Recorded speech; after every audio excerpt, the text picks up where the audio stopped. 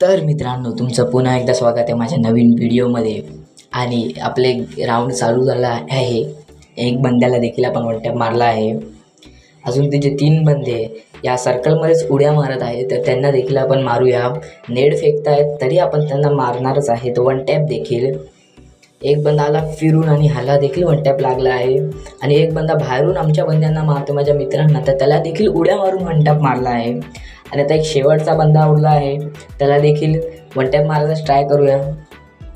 बंदा काय घराच्या बाहेरच निघत नाही आहे, आतमध्येच थांबला आहे. तो त्याला माहिती आहे बाहेर आला तर तो मरणारच आहे, म्हणून तो आतमध्येच थांबला आहे.